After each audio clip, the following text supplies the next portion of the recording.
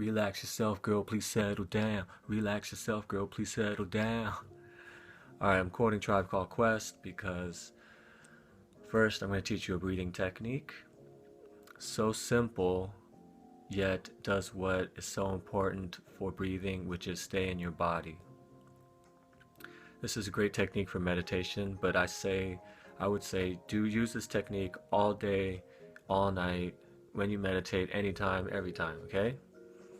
So all you gotta do is breathe in, but pretend you have a blowhole at your solar plexus, okay? So you breathe in and just pretend that the air is going in through your solar plexus hole and then out through your solar plexus hole. And I envision like a yellow ball balloon, like as I breathe in.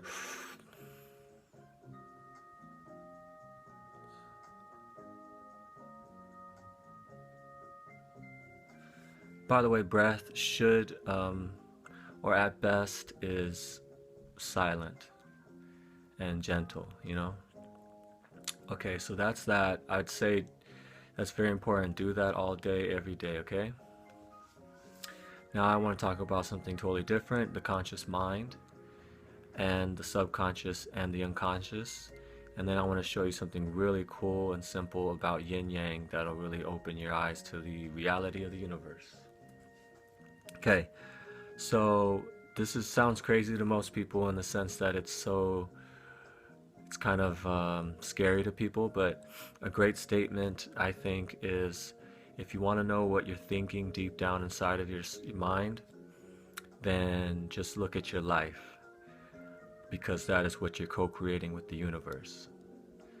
Okay, so, but keep in mind, most of this is unconscious, and that's why it's hard for people to change their lives and stuff, because they don't even know what karma they have. They don't even know what fears and traumas they have hidden in their unconscious, which, by the way, your conscious mind, your ego, your personal demons, your unconscious isn't a bad thing. It's just there to try to help you. So, okay, for instance, your unconscious, it's protecting you from yourself. You know, it's like if you don't want to see something and it'll come out when you're ready, you know? So don't think of anything as bad. There's no such thing as bad anything. Even your ego isn't technically bad. You just have to balance it. Okay, so I want to show you. I don't agree with everything with Freud, but Freud had a great way to explain all this. So I drew a iceberg, and here's, I guess, the alleged Titanic or something. Now, the conscious mind is the tip of the iceberg. Okay? That's what we're consciously aware of in life, inside your mind, whatever. That's easy. And that's what we think we are, and that's what we think our life is. But on a mental level, you also have the subconscious, which is the part under the water that you can see. You know, it's kind of murky, but you can still make out the outline. That's the subconscious. That's similar to, say, like if you were driving home and you were talking to your friend on the phone. How do you get home without thinking about it? It's because you have certain things stored in your subconscious that you can quickly recall. And like driving home would be an obvious one. And you know how to drive home without even thinking about it. Okay? So that's the subconscious. Or like phone numbers you remember that are like years old, but somehow you still remember them. Well, they're in your subconscious. Okay. Now the most important part as far as our conversation today is the unconscious, which is huge. Okay? See, so here's the conscious, and this is what you think you are. Now look at the unconscious. It's this entire huge bottom part of the iceberg, okay? And of course, if you do dream work, you know, like writing down, like journaling, dream journaling, and there's dream yoga, and there's all kind of other dream techniques. Um, you can do past life regression therapy, which, by the way, you can just look on YouTube and try to look for a long past life regression therapy session, and you just zone out and be part of it. You don't have to go pay for it, even though that's great, because then when you pay for it, they work with you for hours. So I even have a Dorian Virtue app that's past life regression. So that's another one. And you know, going to psychics and metaphysical things, but um, it can be difficult, you know, honestly, to find out what's really going on inside your mind. But one thing I was just telling you is look at your life, and that's evidence of what's going on in your mind. Okay, and just try and use metaphysical techniques, even meditation, spiritual gifts. And we all have spiritual gifts. These are great ways to learn insights into your unconscious. Oh, the state right when you wake up, that in-between state of sleep and awake, that's a really good time for that. There's many techniques, you know, even if you just exercise for hours and hours and suddenly, you know, you're on autopilot and then suddenly thoughts come to you. A lot of that's subconscious too, but anyway, subconscious and unconscious thoughts are very important. We have to access them if we want to have more control over our lives.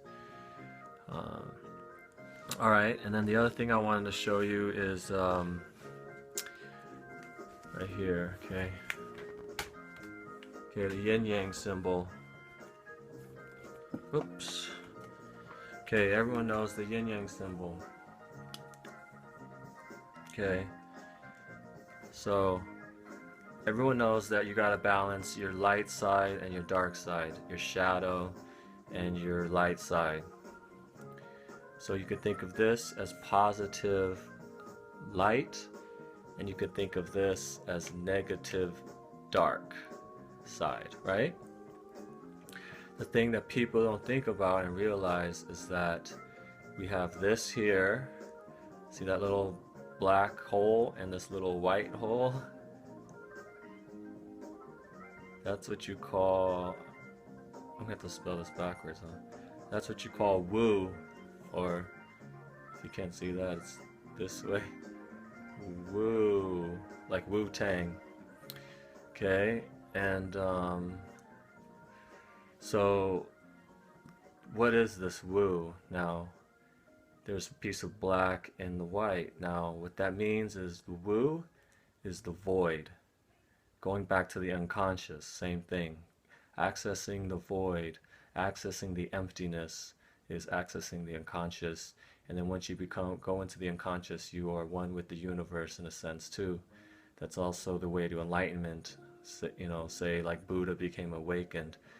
You know, he was definitely accessing the void, that universal something out there.